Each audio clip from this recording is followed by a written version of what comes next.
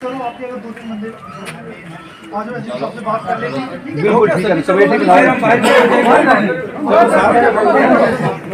अंदर चलो आज चलो जाओ दो दिन दो बंदा लाफा गया तो आया नहीं सर बाकी रुको बाकी बैठो बाकी बात हम जो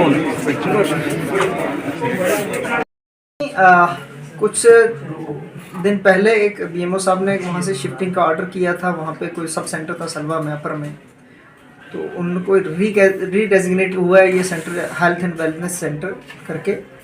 उसके लिए कुछ पैरामीटर्स गाइडलाइंस थी गवर्नमेंट की कि इसमें एकोमोडेशन कितनी होनी चाहिए, इसकी लोकेशन जो है कौन सी होनी चाहिए। तो उस ज़िमन में एक ऑर्डर किया था बीएमओ साहब ने, और उसमें कुछ मेरे पास पीआरआईज आए, लोकल पब्लिक वहाँ से आई कि वहाँ पे जो बड़े अरसे से वहाँ पे सेंटर चल रहा था उसको थोड़ा रीलुक किया जाए, ये शिफ्टिंग का मामला ना किया जाए।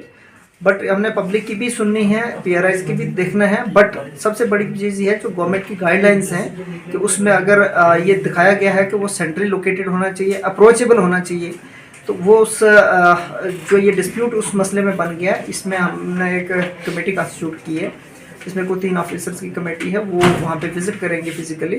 तो वो पूरे एरिया का मैप देख के पॉपुलेशन देखेंगे उस विलेज की, और उसमें जो सेंट्रल पॉइंट कौन सा बनता है, सेंट्रल पॉइंट को जो है लोकेट करके उसको फिक्स किया जाएगा, तो ताकि वो जो एक्सेसिबल हो, हर एक्सेसिबल हो वो इंस्टीट्यूशन हर बंदे को अप्रोचेबल होना चाहिए। रोड कम से कम वहाँ तक जाने चाहिए, क्योंकि किसी को भी परेशानी बनती है तो वो हॉस्पिटल में ही दौड़ता है पहले, तो वो अप्रोचेबल होना चाहिए। तो इस ज़िम्मन में हम देख लेंगे, जो इसमें जायज़ मुनासिब होगा वो इंशाल्लाह स्टेप लिया जाएगा। बीएमओ साहब वेरिफिकेशन ये करेंगे हम, वेरीफाई। ऐसा तो मुझे नहीं लगता है कि कोई गवर्नमेंट ऑफिसर इस तरह की कोई हरकत कर सकता है। अगर ऐसी हुआ तो एक्शन विल फॉलो।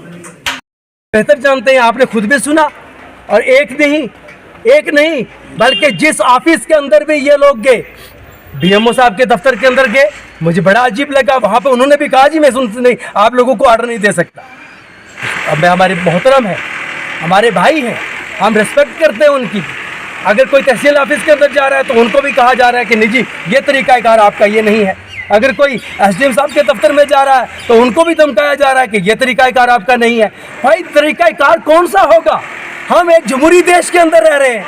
अगर हम जमहूरी देश के अंदर अपनी आवाज़ को भी बुलंद नहीं कर सकते तो हमें बता दें, डिक्लेयर करके बता दें कि आप जमहूरियत के अंदर नहीं रह रहे।